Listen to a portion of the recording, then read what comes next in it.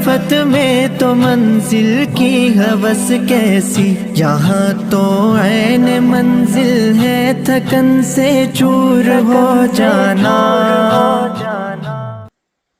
الحمد للہ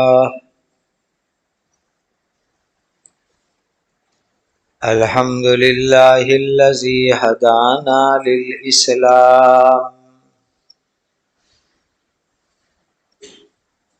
اشہد ان لا الہ الا اللہ وحدہ لا شریک لہ،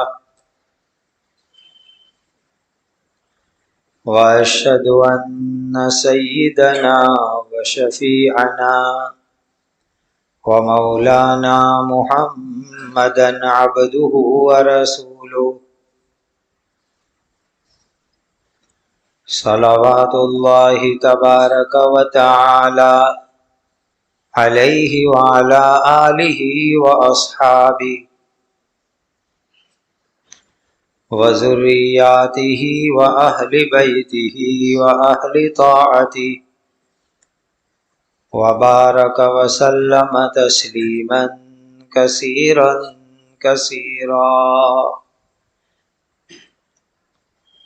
اما بعد فاعوذ باللہ من الشیطان الرجیم،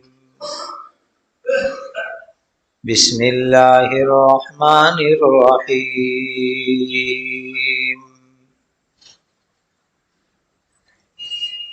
یا ایہا الرسل کلوا من الطیبات واعملوا صالحا،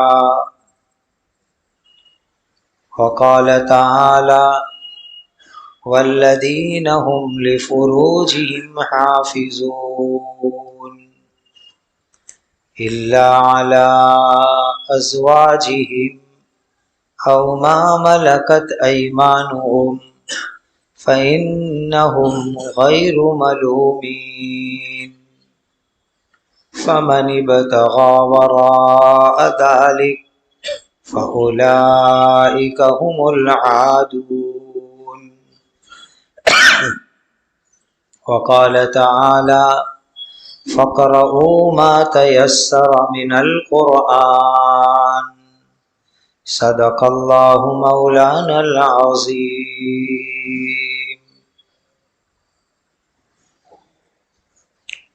ایک سنت بتلاتا ہوں۔ اس وقت ہم سب کی بہت بڑی فکر یہ ہے کہ اللہ ہمارے ایمان کو سلامت رکھے،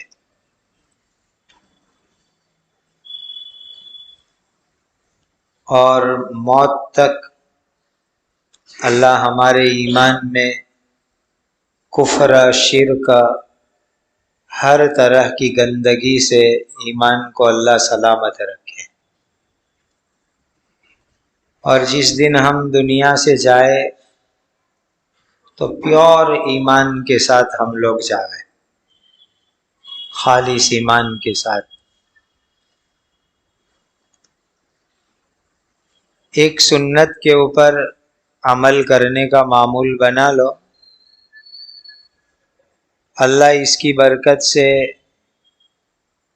ایمان کو انشاءاللہ شرک سے بچا کے رکھیں گے، اور ایمان کے اندر اللہ تعالی تازگی بھی عطا کریں گے۔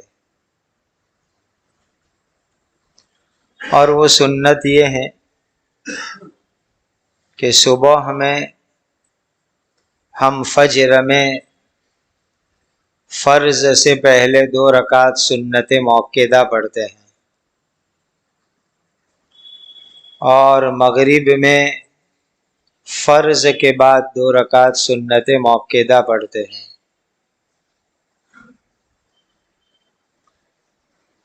تو یہ جو سنت موقدہ ہے فجر میں فرض سے پہلے اور مغرب میں فرض کے بعد، تو ان دونوں سنت موقدہ کے لیے حضرت نبی کریم صلی اللہ علیہ وسلم کا عمل یہ تھا کہ پہلی رکعت میں الحمد شریف کے بعد قل یا ایھا الکافرون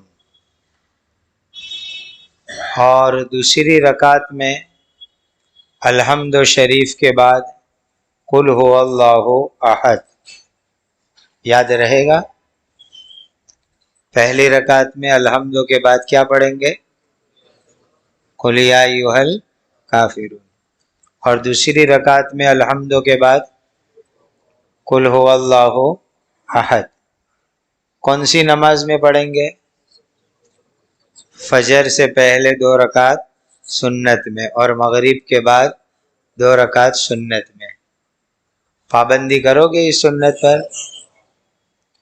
مسلمان کا دن فجر سے شروع ہوتا ہے اور رات مغرب سے شروع ہوتی ہے. تو دن شروع ہو گئے تو قل یا ایھا الکافرون پڑھ لے گئے. حدیث میں آتا ہے ایک دوسری سنت بھی ساتھ میں سیکھ لو کہ رات کو سوتے وقت پر جب آدمی بستر پر بیٹھتا ہے تو ایک صحابی نے پوچھا کہ اللہ کے رسول صلی اللہ علیہ وسلم میں رات کو سوتے وقت پر کیا پڑھوں؟ تو نبی کریم صلی اللہ علیہ وسلم نے فرمایا کہ رات کو بستر پر بیٹھ کر قل یا ایھا الکافرون پڑھ لو. پھر آگے حضور نے ارشاد فرمایا اس صورت میں شرک سے براءت ہے، یعنی شرک سے ایمان پاک ہوتا ہے، صاف ہوتا ہے. اسی لیے صبح صبح میں پہلی رکعت میں قل یا ایھا الکافرون پڑھیں گے تو انشاءاللہ پورا دن ہمارا شرک سے پاک رہے گا. اور قل هو اللہ کی برکت سے ایمان میں تازگی آتی ہے، ایمان کی وٹامن ہے قل هو اللہ. تو دوسری رکعت میں قل هو اللہ پڑھیں گے تو پورا دن ایمان کی تازگی کے ساتھ جائے گا. اور مسلمان کی رات شروع ہوتی ہے مغرب کے وقت سے، تو مغرب کے بعد کی سنت موقدہ میں پہلی رکعت میں قل یا ایھا الکافرون پڑھ لو تو انشاءاللہ پوری رات ہمارا ایمان شرک سے پاک رہے گا. دوسری رکعت میں قل هو اللہ پڑھ لو تو ایمان کی مضبوطی آ جائے گی، تازگی آ جائے گی. تو یہ بہت بڑی مضبوط سنت ہے. آج فجر سے ہی عمل شروع کر دو. فجر کی اور مغرب کی سنت موقدہ میں پہلی رکعت میں الحمد کے بعد کیا پڑھیں گے؟ قل یا ایھا الکافرون. اور دوسری رکعت میں الحمد کے بعد کیا پڑھیں گے؟ قل هو اللہ احد. ایک اور کام کی بات بتلاؤں میں آپ کو. ہمارے یہاں بچہ پیدا ہوتا ہے تو بچہ پیدا ہونے کے بعد فوراً اس کو جلدی جلدی نہلاؤ، اور نہلانے کے بعد اس کو کپڑا لپیٹو، اور اس کے یہ سیدھے کان میں اذان پڑھو اور دوسرے کان میں اقامت پڑھو. اس کے بعد کسی نیک آدمی سے چبائی ہوئی کھجور کا ٹکڑا منہ میں لگا دو. اس کے بعد ماں کا دودھ پلاؤ. یہ سنت ہے، حدیث سے ثابت ہے. اسی لیے کہ حدیث پاک میں آتا ہے کہ بچہ پیدا ہوتا ہے تو شیطان جاتا ہے، شیطان. اور بچے کو مارتا ہے جس سے بچہ روتا ہے. اب ہم اذان پڑھیں گے تو شیطان کا ناپاک اثر ختم ہو جائے گا. اسی لیے بچہ پیدا ہوتے ہی یہ کام کرنا ہے.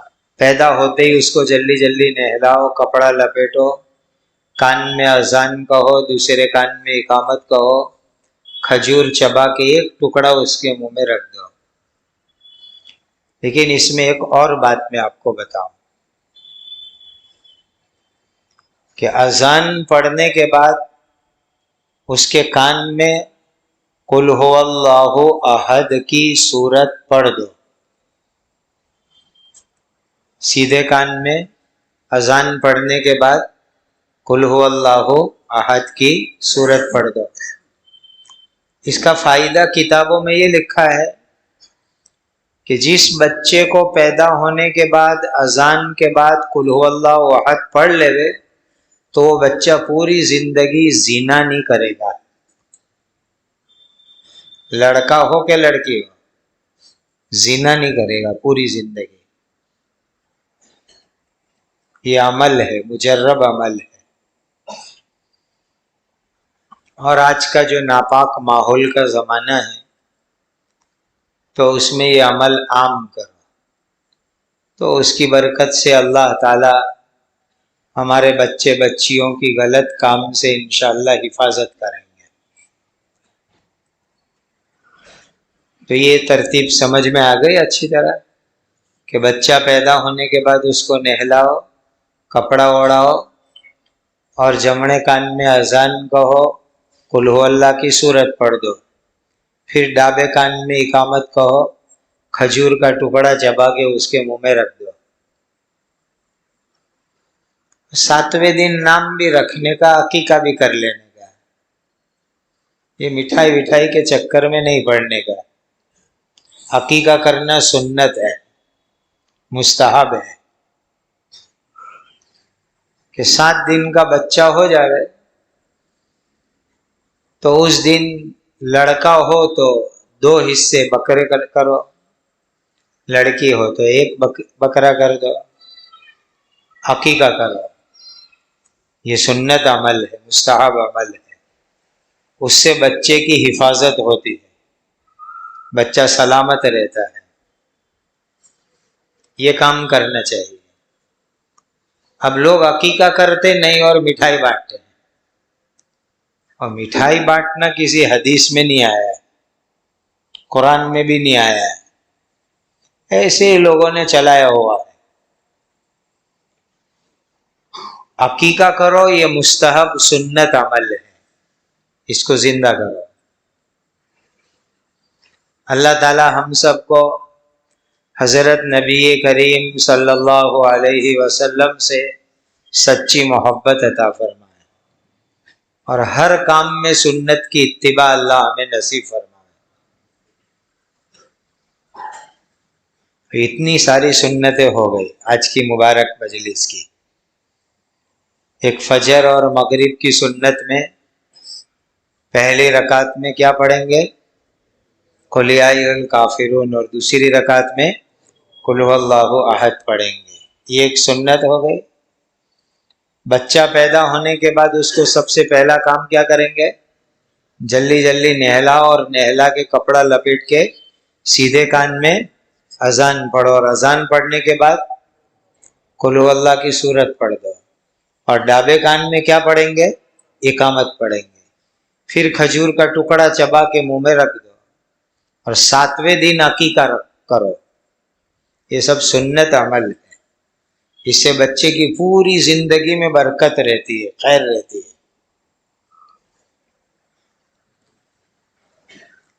اس کے بعد ایک قصہ مجھے آپ کو سنانا ہے. انشاءاللہ اللہ تعالیٰ اس قصے کو میرے لیے، آپ کے لیے، سب کے لیے، امت کے لیے رحمت کا، خیر کا، برکت کا اللہ ذریعہ بنا دے. آپ سب نے ایک نام سنا ہوگا، حضرت حسن بصری رحمت اللہ علیہ کا. یہ فضائل کی کتابوں کی تعلیم ہوتی ہے، اس میں بھی ان کا نام آتا ہے، اور حدیث میں بھی ان کا نام آتا ہے۔ بہت بڑے تابعی تھے، تابعی میننگ جنہوں نے صحابی کو دیکھا،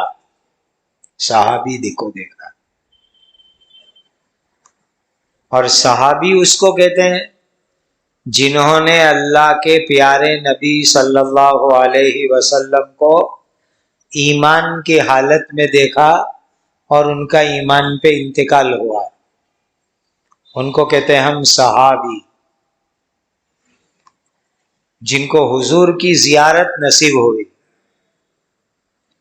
اور جن کو صحابی کی زیارت نصیب ہوئی ان کو کہتے ہیں تابعی۔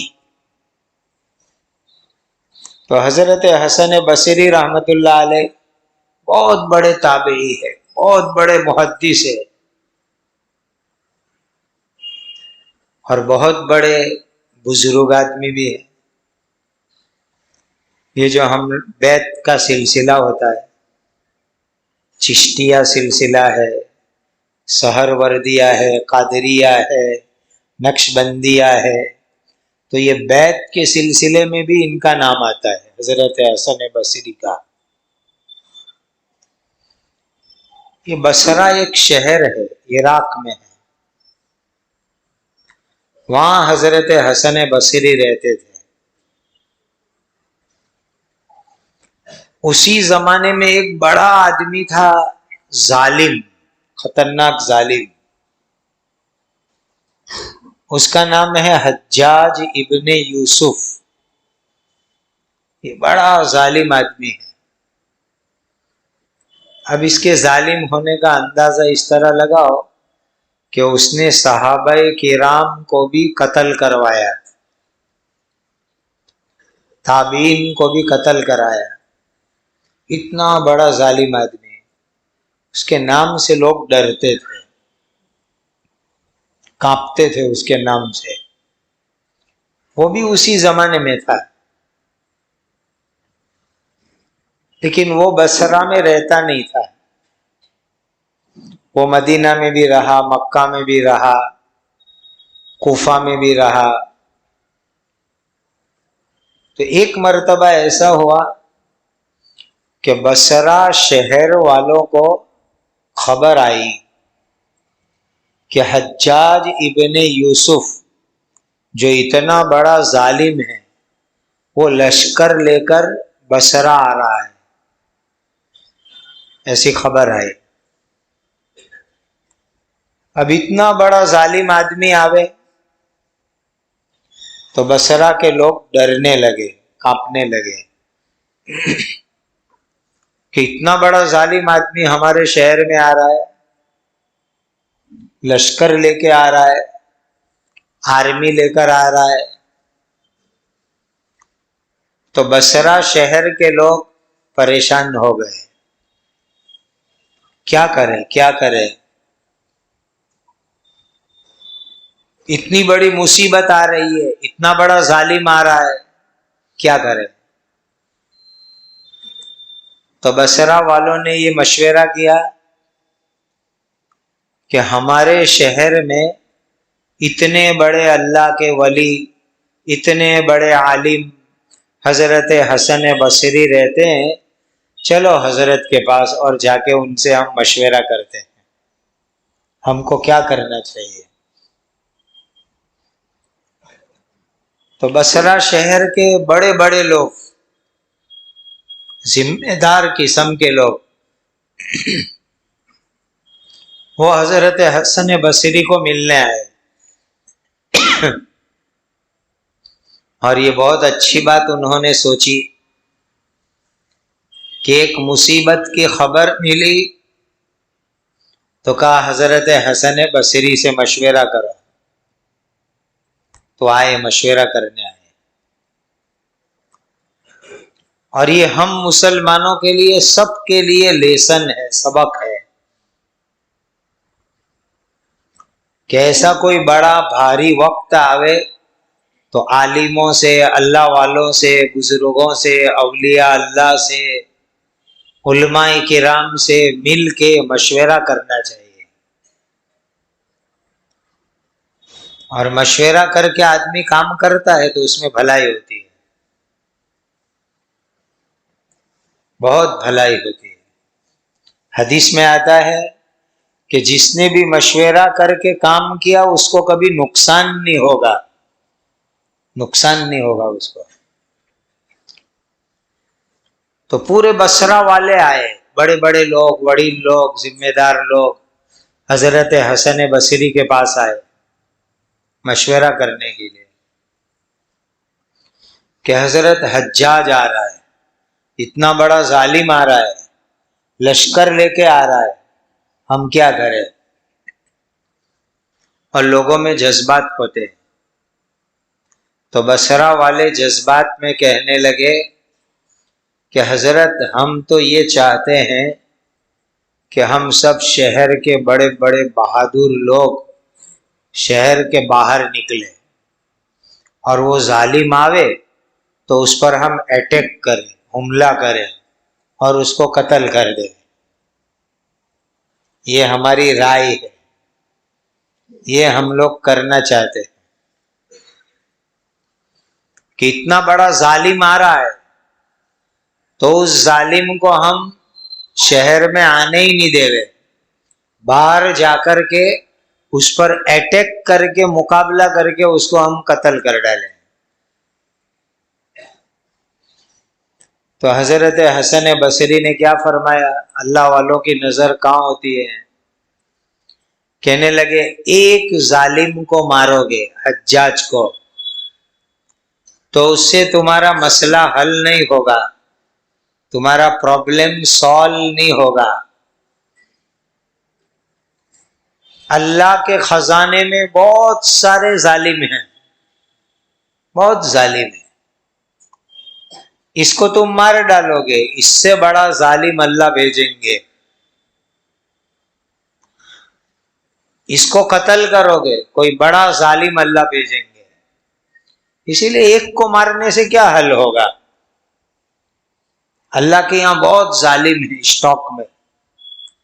وَمَا يَعْلَمُ جُنُودَ رَبِّكَ إِلَّا هُوَ وَمَا يَعْلَمُ جُنُودَ رَبِّكَ إِلَّا هُوَ، اللہ کا لشکر، اللہ کی ملٹری، اللہ کی آرمی اللہ جانتے ہیں، اللہ کے سوا کوئی نہیں جانتا۔ اللہ کبھی کس کو لشکر بنا دے وے، کسی کو کیا بنا دے وے، اللہ کے خزانے میں بہت کچھ ہے۔ تو حضرت حسن بصری رحمت اللہ علیہ نے فرمایا ایک ظالم کو مارو گے تو تمہارا مسئلہ حل نہیں ہوگا، اللہ کے خزانے میں بڑے بڑے ظالم لوگ اور بھی ہیں۔ تو کہا پھر کیا کرے؟ تو کہا میں تم کو 3 کام بتلاتا ہوں، 3 کام کرو۔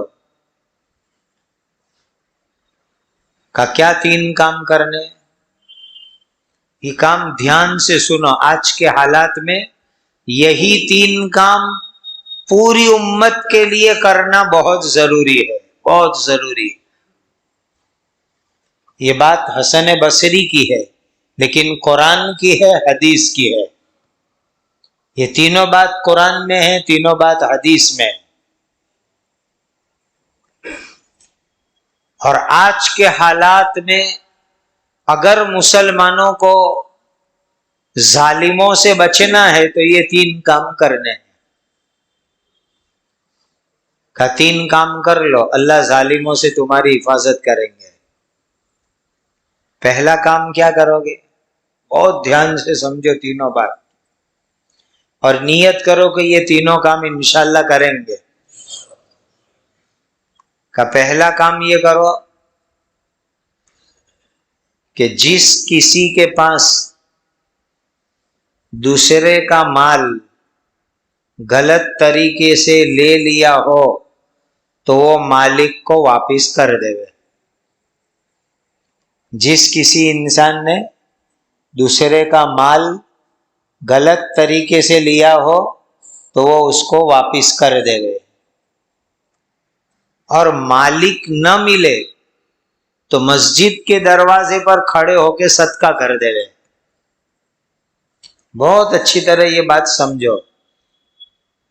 جس کسی کے پاس دوسرے کا مال ہو، دھوکہ دے کے لے لیا، جھوٹ بول کے لے لیا، چوری کر کے لے لیا، بناوٹ کر کے لے لیا، قرض لے کے دیا نہیں ہے، میراث کا حق نہیں دیا ہے، دوسرے کا مال ہے تو اس کو واپس کرو، ریٹرن کرو.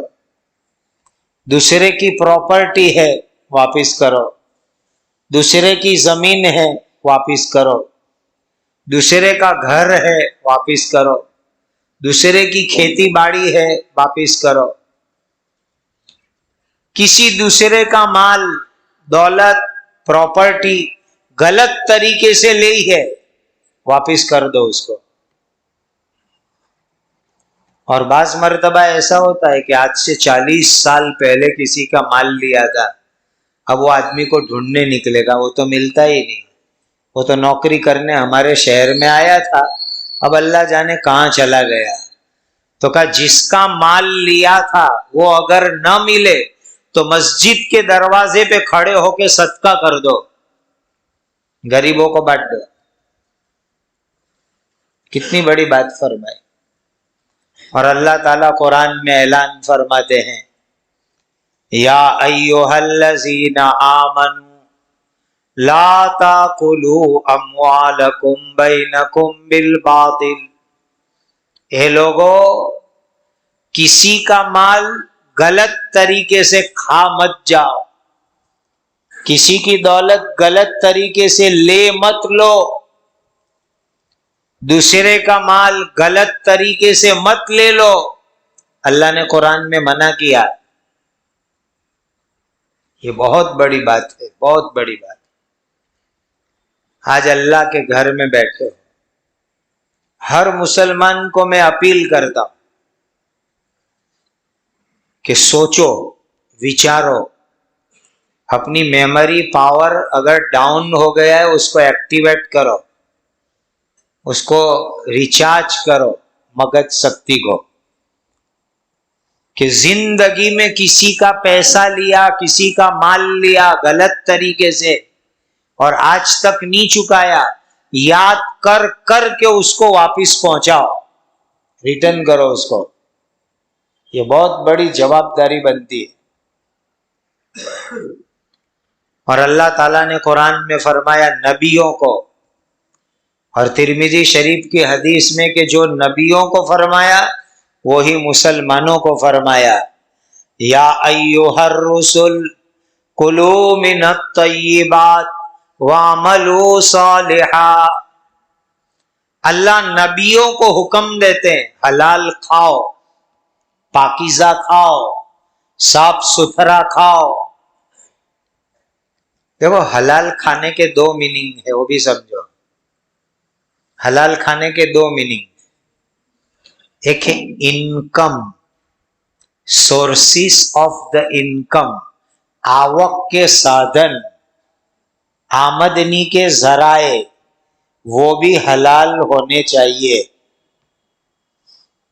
اور دوسرا میننگ ہم جانتے ہیں حلال چیز کھانے کی. گوشت لاؤ تو حلال کا لاؤ، یہ نہیں کہ بسم اللہ نہیں پڑھی، حرام کا ذبح کیا ہوا، جو مسلمان نہیں ہے اس کے ہاتھ کا کاٹا ہوا، ایسا حرام کا نہیں لانے کا.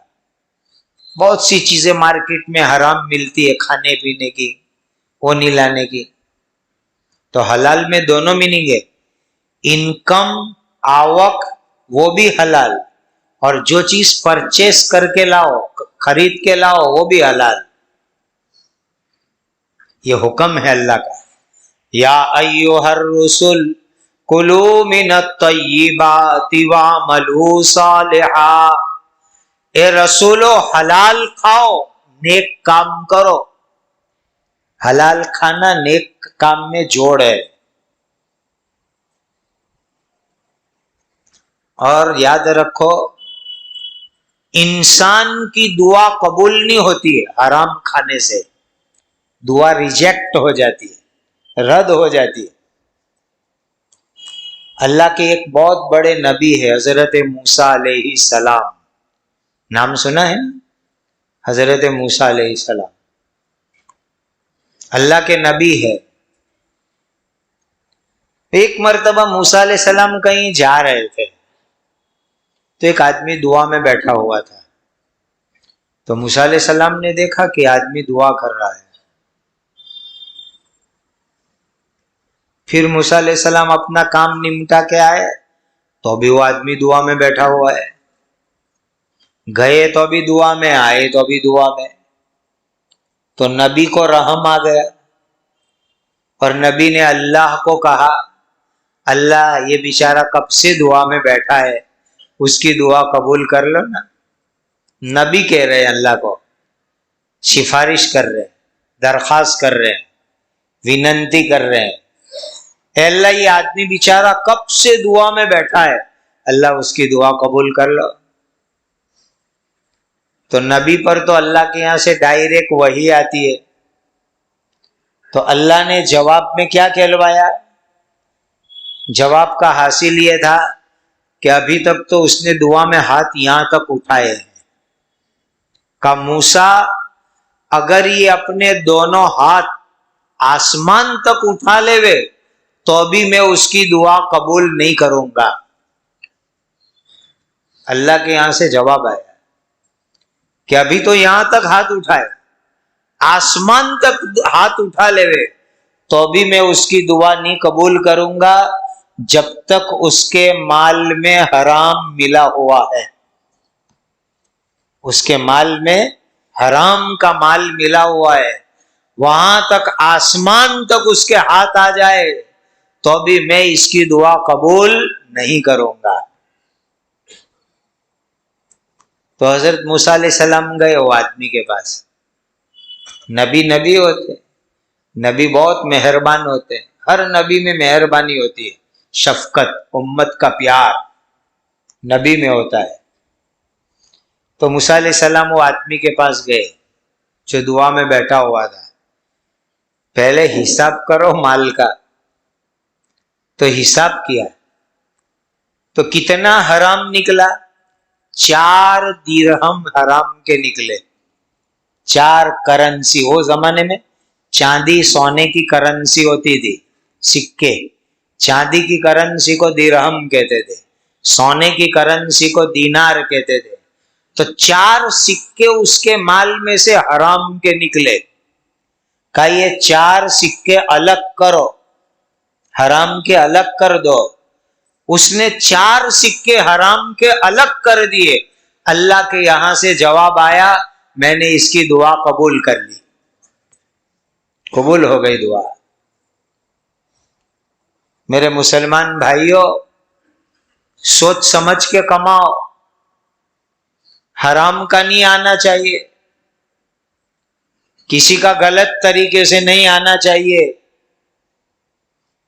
ہم بھاڑے سے دکان مکان لیتے، مالک مانگے خالی کر دینے کا، مالک مانگے کہ لاؤ میرا مکان میری دکان، لو بھائی۔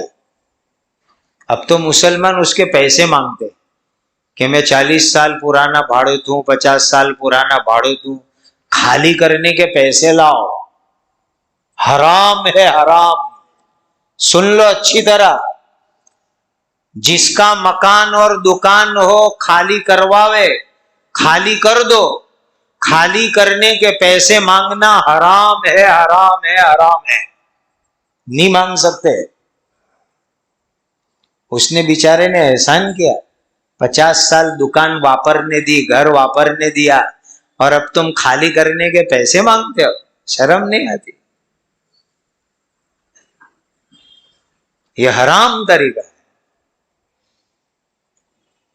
تو حضرت موسیٰ علیہ السلام کو اللہ نے حکم دیا کہ یہ آسمان تک ہاتھ اٹھائے تو بھی ہم دعا قبول نہیں کریں گے، اور 4 سکے تھے وہ نکالے حرام کے، تو جواب آیا ہم نے دعا قبول کر لی۔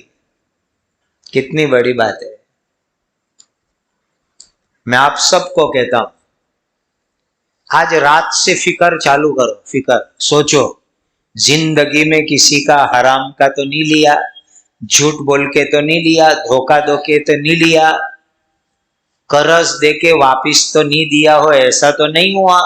یاد کر کر کے, حساب کر کر کے واپس کرو. کسی کا نہیں چاہیے کہ موت اس طریقے سے آوے کہ کسی کا کوئی حق ہمارے اوپر باقی نہیں ہوئے, اس طرح موت آوے. ایسی زندگی ہونی چاہیے. اور ایک بات سن لو, میرے اور آپ کے پیارے آقا تاجدار مدینہ حضرت محمد الرسول اللہ صلی اللہ علیہ وسلم, یہ ربیع الاول کا مہینہ چل رہا ہے, تو اسی میں حضور دنیا سے تشریف لے گئے, انتقال ہوا ربیع الاول کے مہینے میں. انتقال کے تھوڑا وقت پہلے اور طبیعت کمزور تھی, بے ہوش رہتے تھے حضور, بے ہوشی آ جاتی تھی, اتنے کمزور تھے. تو ایک دن فرمایا کہ مجھے مسجد میں لے جاؤ, انتقال سے تھوڑے وقت پہلے مسجد میں لے جاؤ. تیاری کروائی مسجد میں لے جانے کی, پھر بے ہوش ہو گئے. پھر ہوش آیا, کہا مجھے مسجد میں لے جاؤ, تیاری کروائی, پھر بے ہوش ہو گئے. اندازہ لگاؤ آقا کو کتنی کمزوری ہوگی. پھر اچھا ہوش آیا تو یہ سر بہت دکھتا تھا, آدھا سر, حضور کو بہت درد ہوتا تھا. تو پٹی باندھی کپڑے کی, یہ سر کے اوپر پٹی باندھتے ہیں تو راحت ہوتی ہے. تو اللہ کے نبی صلی اللہ علیہ وسلم کو سر بہت دکھ رہا تھا, تو پٹی باندھی, اور چل نہیں سکتے تھے, تو دو آدمی کو سہارا لے کر مسجد میں آئے. جیسے کمزور آدمی کیسے سہارا دیتے ہیں دو آدمی کو, تو دو آدمی کو سہارا دے کر حضور مسجد میں آئے. منبر پر آئے, لوگوں کو جمع کرو, مدینہ والوں کو جمع کرو, مردوں کو. پوری مسجد چکار ہو گئی, اور حضور نے منبر شریف پر بیٹھ کے ارشاد فرمایا, کسی کا کوئی حق میرے اوپر باقی ہو تو میں یہاں بیٹھا ہوں, میرے پاس وصول کر لو, دنیا میں وصول کر لو, آخرت میں کوئی جواب داری باقی نہیں رہے. اللہ کے نبی اعلان کر رہے, سارے نبیوں کے سردار اعلان کر رہے, امام الانبیاء خاتم الانبیاء حضرت محمد الرسول اللہ صلی اللہ علیہ وسلم اعلان کر رہے ہیں, اللہ کے آخری نبی کا کسی کا کوئی حق باقی ہو, آؤ وصول کر لو, میں دینے کے لیے بیٹھا ہوا ہوں. اب حضور کا کس کے پاس باقی ہو گئے, وہ تو پوری زندگی صاف صاف گزاری حضور نے. ایک آدمی کھڑا ہوا کہ حضور میرے 3 درہم لینے کے ہیں, دھیان سے سننا, 3 درہم لینے کے ہیں. تو کہا اچھا میں دے تو دیتا ہوں, لیکن بتاؤ کون سے باقی ہے. تو آدمی نے کہا کہ ایک مرتبہ کوئی سوال کرنے والا آیا تھا, سوال کرنے والے آتے ہیں, اور اس نے آپ کے پاس سوال کیا تھا اور آپ کے پاس کچھ نہیں تھا. تو آپ نے مجھے فرمایا تھا کہ یہ سوال کرنے والے کو کچھ دے دو, تو آپ کے کہنے سے میں نے دے دیے تھے, وہ 3 درہم لینے کے باقی ہے. وہ کسی سوال کرنے والے کو دلوائے تھے, وہ باقی ہے. حضور نے فوراً دلوا دے کہ دو ان کو 3 درہم دے دو. یہ زندگی کی آخری بات کر رہا ہوں. منبر شریف پر آئے, پورے مدینہ کو جمع کیا, اور جمع کر کے اعلان کیا, کسی کا حق باقی ہو تو لے لو. یہ ہے پیارے آقا کی پیاری سنت, حق ادا کرنا. پھر مسجد میں مجلس ہو گئی تو گھر گئے, مستورات میں گئے, عورتوں کو جمع کیا, پوری مدینہ کی عورتوں کو جمع کیا, اور عورتوں میں الگ سے اپیل کی کہ اگر کسی عورت کا کوئی حق باقی ہو تو تمہارے نبی سے وصول کر لو. کوئی حق باقی نہیں. اسی لیے میرے مسلمان بھائیوں، یہ بہت بڑا جواب داری کا کام ہے. کسی کا بھی کوئی حق باقی ہو ادا کر دو. زندگی میں دینا آسان ہے، اللہ کے دینا بہت مشکل ہے. بہت مشکل ہے، بہت مشکل ہے. اور ایک چھوٹی سی بات اس پر اور سنا دوں میں آپ کو کہ ایک میاں بیوی کی شادی ہوئی تو دونوں نے طے کر لیا کہ جب عورت کے پیٹ میں بچہ آ گیا، حمل ہو گیا، حمل پریگنٹ، تو کہا ہم حلال کھائیں گے تاکہ ہمارا بچہ نیک بنے، فیوچر میں بھوشیہ میں نیک بنے. حلال کھائیں گے، حرام نہیں کھائیں گے. دونوں میاں بیوی نے بہت محنت کی، حلال ہی کھانا. اللہ نے ان کے یہاں لڑکا دیا. پھر لڑکا بڑا ہوا، ایک دن چوری کرتے پکڑا گیا، چوری میں پکڑا گیا. اور قرآن میں چوری کی سزا ہے السارق والسارقۃ فاقطعوا ایدیہما جزاء بما کسبا. چوری مرد کرے کہ چوری عورت کرے، ہاتھ کاٹ دینے کا، یہ قرآن میں سزا ہے. تو وہ لڑکا جوان چوری کرتے پکڑا گیا تو اس کے باپ کو بہت غصہ آیا، میرا بیٹا چوری کرتا ہے. تو غصے میں اپنی بیوی کے پاس گیا، یعنی بیٹے کی ماں بیوی کے پاس خنجر لے گئے اور بیوی کو کہتا ہے سچ سچ بول، آج ہمارا بچہ چور بنا، چوری کرتے پکڑا گیا،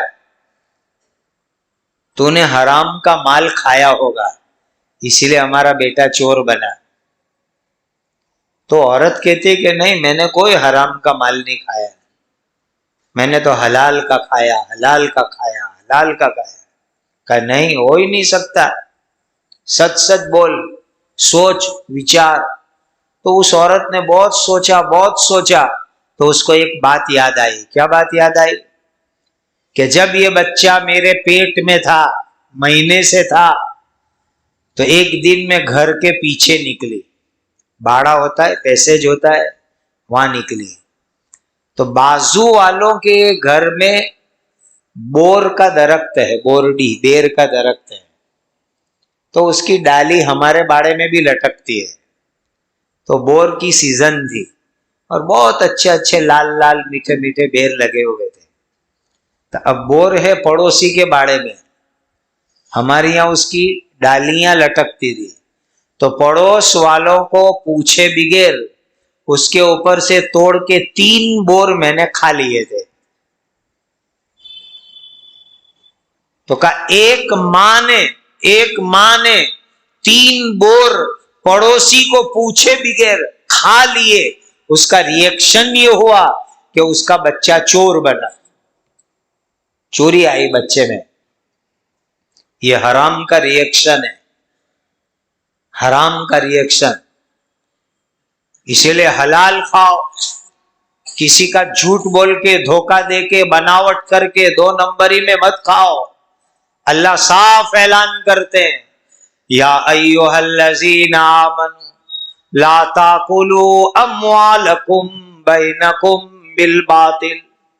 اے ایمان والو، غلط طریقے سے کسی کا مال مت کھاؤ. تو حضرت حسن بصری کا قصہ میں سنا رہا تھا، یاد ہے نا کہ وہ ظالم آ رہا ہے حجاج. تو بصرہ والے حضرت حسن بصری کے پاس گئے تو پہلی نصیحت کیا فرمائی کہ جس کے پاس دوسرے کا مال ہو غلط طریقے کا، واپس کر دو، اور مالک یاد نہ آوے، نہ ملے تو مسجد کے دروازے پر کھڑے ہو کے صدقہ کر دو.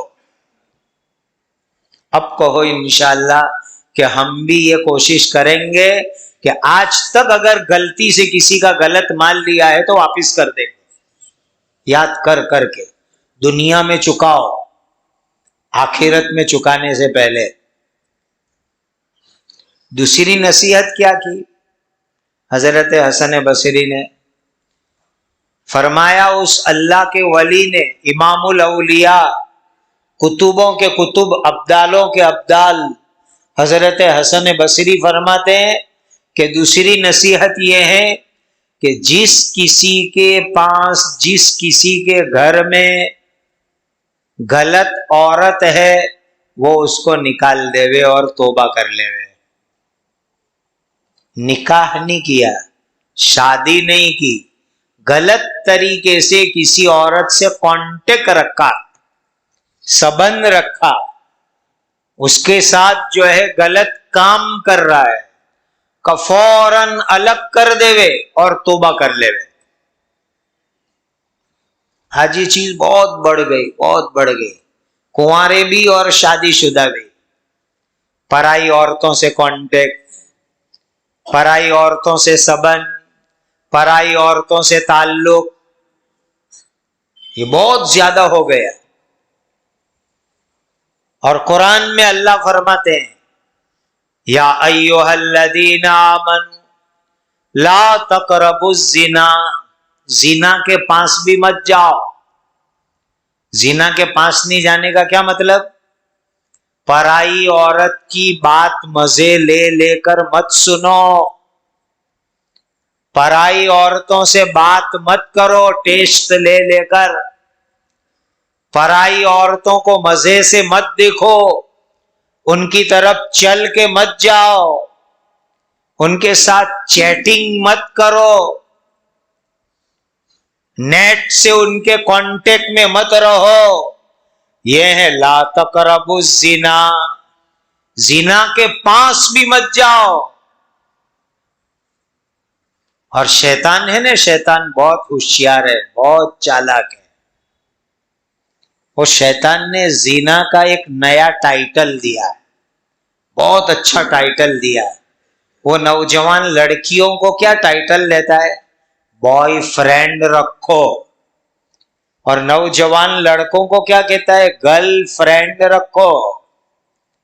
ये शैतानी टाइटल है जिना का दरवाजा खोलने का। लड़कियों को कहता है बॉयफ्रेंड रखो, लड़कों को कहता है गर्लफ्रेंड रखो। ये जिना का टाइटल है, हराम है, हराम है, हराम है। सुन लो अच्छी तरह। और कुरान में अल्लाह ताला ने कामयाब ईमान वालों की निशानी बतलाई, क़द अफ़लहल मुमिनून, क़द अफ़लहल मुमिनून अल्लज़ीना हुम फ़ी सलातिहिम ख़ाशिऊन। वो ईमान वाले कामयाब, कामयाब ईमान वाले जो नमाज ध्यान से पढ़ते हैं। नमाज ध्यान से पढ़ो, ध्यान से नमाज पढ़ते हैं। और आगे चलकर फरमाया कि कौन से ईमान वाले कामयाब? वल्लज़ीना हुम लिफ़ुरूजिहिम हाफ़िज़ून, वो अपनी शर्म की जगह को कंट्रोल में रखते हैं, कंट्रोल में। जिना से बचते हैं, कंट्रोल में रखते हैं, काबू में रखते हैं। वल्लज़ीना हुम लिफ़ुरूजिहिम हाफ़िज़ून इल्ला अला अज़वाजिहिम औ मा मलकत ऐमानुहुम फ़इन्नहुम गैरु मलूमीन। बीवी हलाल है, और बांदी का तो जमाना नहीं है। दास दासी प्रथा तो खत्म हो गई, कयामत से पहले आएगी। इसीलिए कि हजरत मेहदी रदी अल्लाह ताला अन्हु के जो हालात है सही हदीस में, उससे पता चलता है कि कयामत से पहले फिर दास दासी प्रथा दुनिया में आएगी। हजरत मेहदी के मुबारक जमाने में, अभी नहीं है दुनिया में। तो अल्लाह फरमाते बीवी के साथ कोई हरज नहीं, शौहर बीवी से, बीवी शौहर से। लेकिन जहां गलत जगह पर गए, बीवी अपने शौहर को छोड़कर गलत मर्द के पास जावे, मर्द अपनी बीवी को छोड़कर गलत औरत के पास जावे,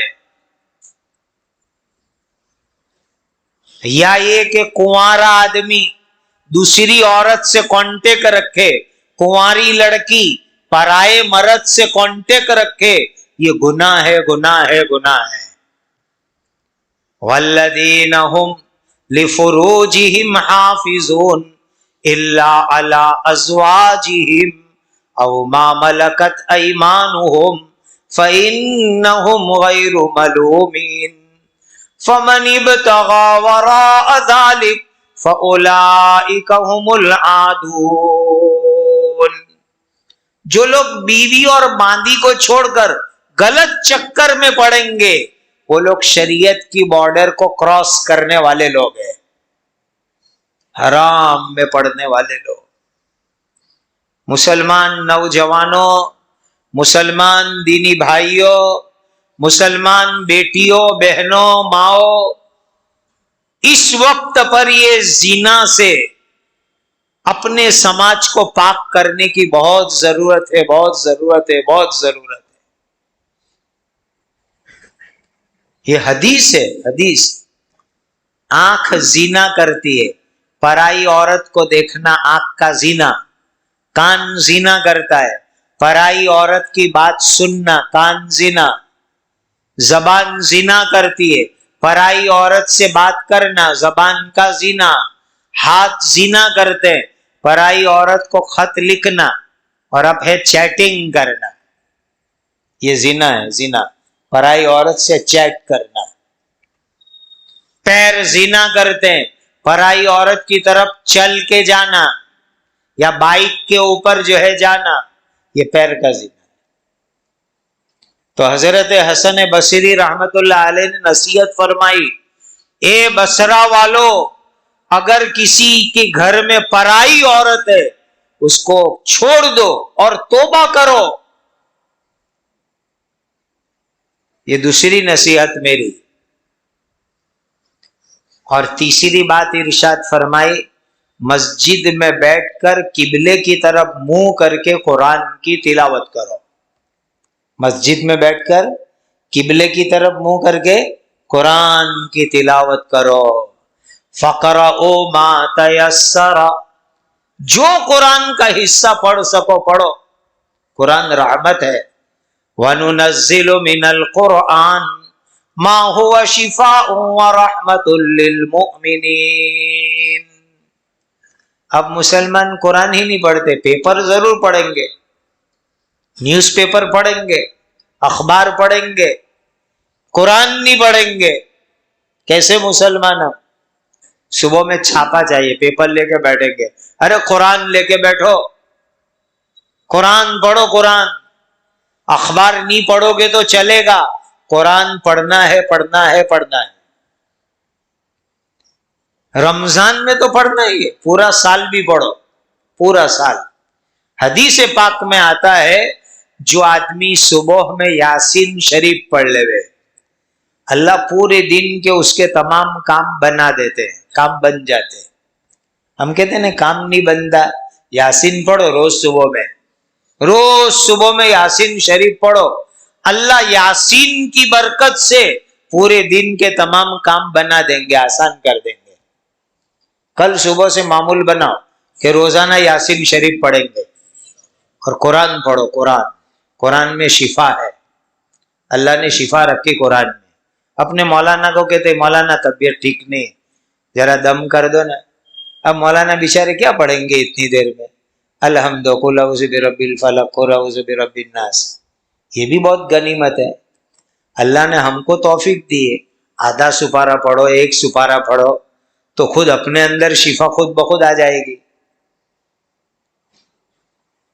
تو قرآن پڑھو، صحیح قرآن پڑھو، اور قرآن صحیح نہیں آتا تو سیکھو، قرآن صحیح سیکھنا بھی بہت ضروری ہے۔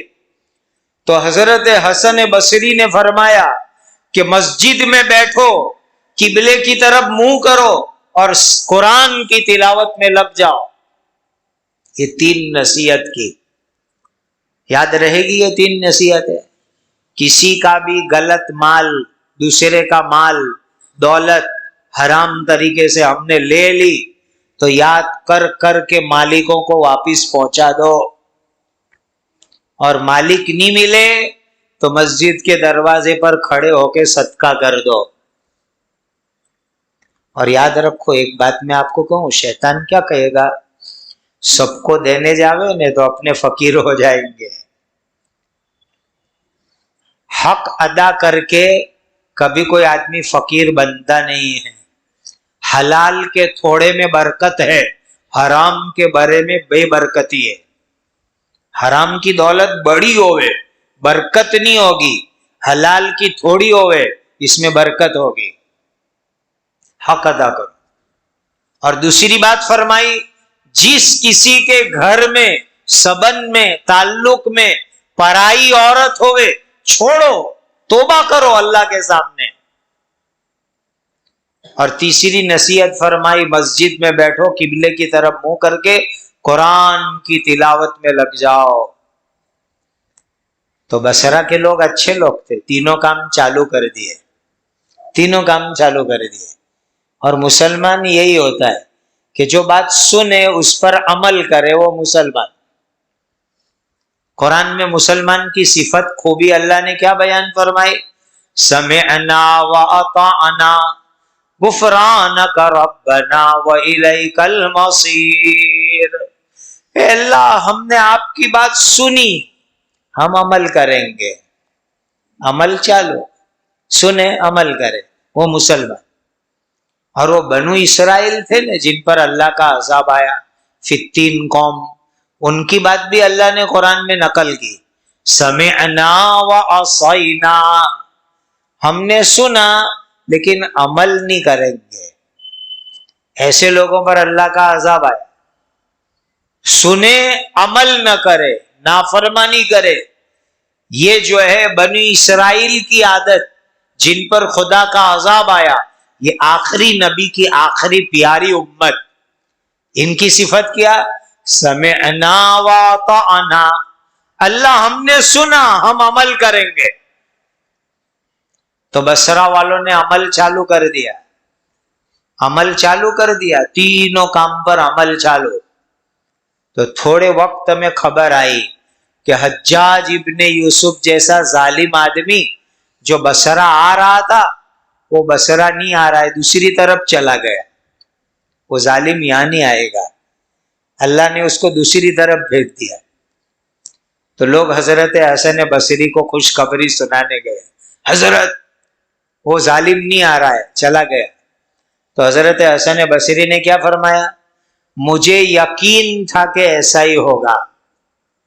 اللہ والوں کو بات دیکھو، مجھے یقین تھا ایسا ہی ہوگا، تم تینوں کام میں لگے ہوئے تھے جو میں نے بتلائے تھے. پھر آگے کیا فرمایا، آگے والی بات اللہ کے ولی کی دل پہ لکھ کے اٹھو. حضرت حسن بصری نے فرمایا کہ جو مسلمان بھی یہ تین کام کرے گا اللہ اس کی دعا قبول کریں گے اور اس کے اوپر آئی ہوئی مصیبت کو اللہ دور کر دیں گے. جو مسلمان بھی یہ تین کام کرے گا اللہ اس کی دعا قبول کریں گے اور جو مصیبت اس پر آئی اللہ وہ مصیبت دور فرما دیں گے. آج ہم کہتے ہیں نا مصیبت مصیبت، بلا بلا، ظلم ظلم، آفت آفت، تکلیف تکلیف. ساری تکلیف انشاءاللہ دور ہو جائے گی. تین کام کر لو. پہلا کام لوگوں کے حق ادا کرو. دوسرا کام پرائی عورت سے تعلق نہیں، عورتوں کا پرائے مرد سے تعلق نہیں. اور مسجدوں میں بیٹھ کے قرآن پڑھو، گھروں میں قرآن پڑھو.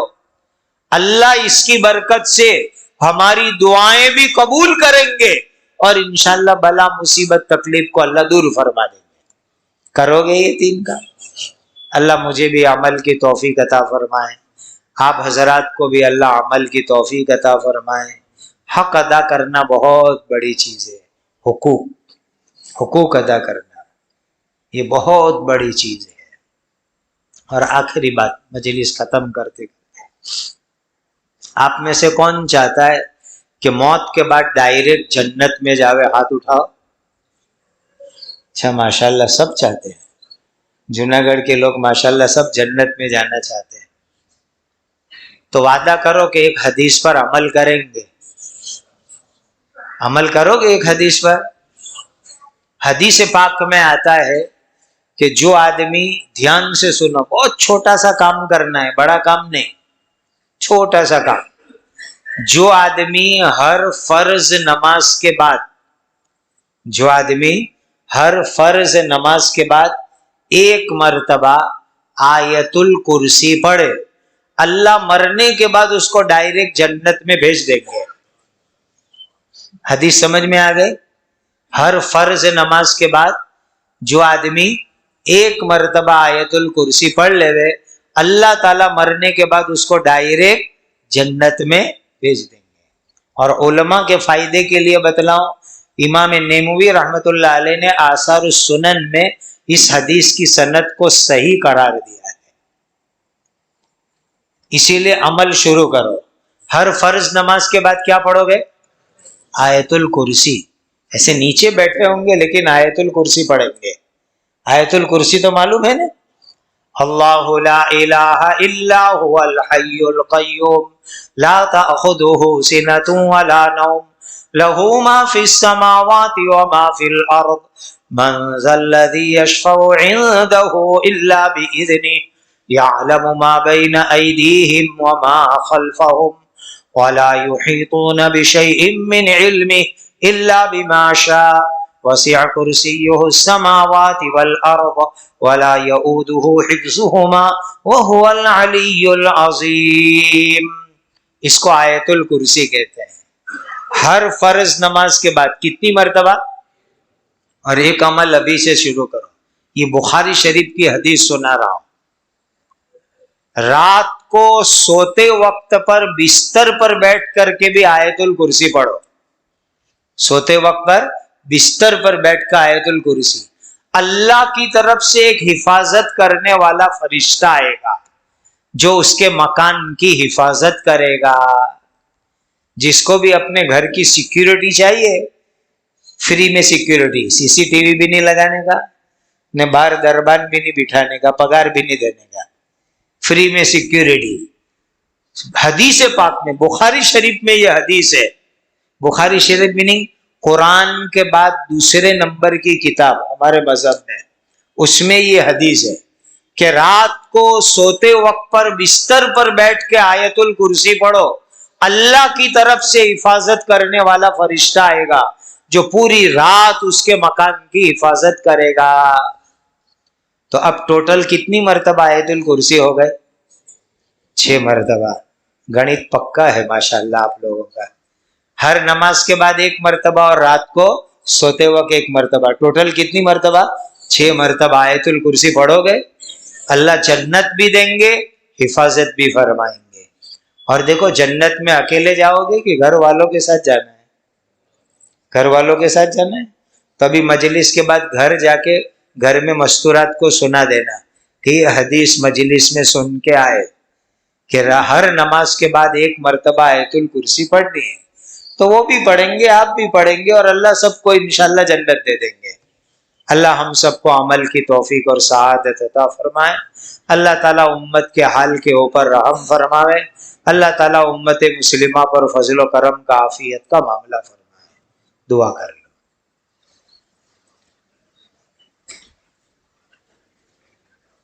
بھائی دعا کا طریقہ سیکھ لو، کیسے دعا کرنی ہے۔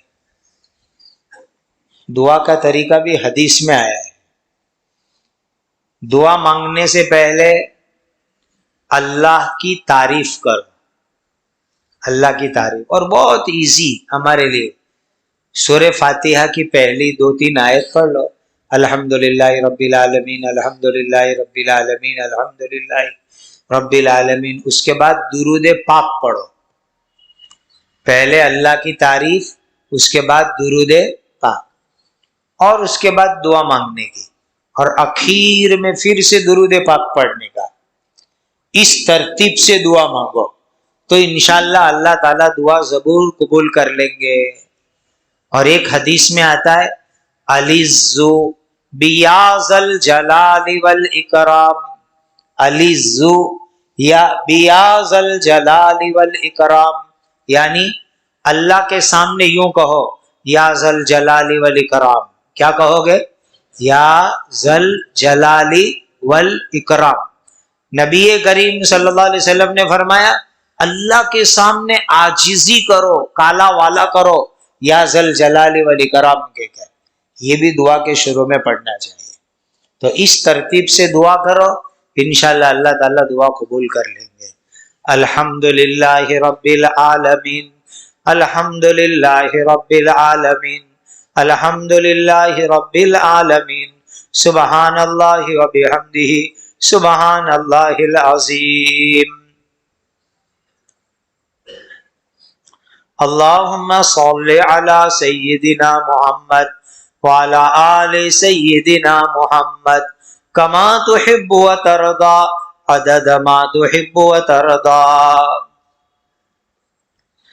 جزا اللہ عنا سیدنا محمدا صلی اللہ علیہ وسلم بما ہوا اہلہ یا ذا الجلال والاکرام، یا ذا الجلال والاکرام، یا ذا الجلال والاکرام، یا ارحم الراحمین، یا ارحم الراحمین، یا ارحم الراحمین۔ ربنا آتنا فی الدنیا حسنہ وفی الآخرۃ حسنہ وقنا عذاب النار۔ ربنا ظلمنا انفسنا وان لم تغفر لنا وترحمنا لنکونن من الخاسرین۔ لا الہ الا انت سبحانک انی کنت من الظالمین۔ اے اللہ ہمارے گناہوں کو معاف فرما، اللہ ہمارے گناہوں کو معاف فرما، اللہ ہمارے گناہوں کو معاف فرما، پوری دنیا کے ایمان والوں کو معاف فرما۔ ہم یقیناً بڑے پاپی ہیں، بڑے مجرم ہیں، بڑے گنہگار ہیں، اور آپ بہت بڑے معاف کرنے والے ہیں۔ اے اللہ ہماری مغفرت فرماؤ، ہماری مغفرت فرماؤ، ہماری مغفرت فرماؤ، ہمارے ماں باپ کی مغفرت فرماؤ، ہمارے بیوی بچوں کی مغفرت فرماؤ، ہمارے بھائی بہنوں کی مغفرت فرماؤ۔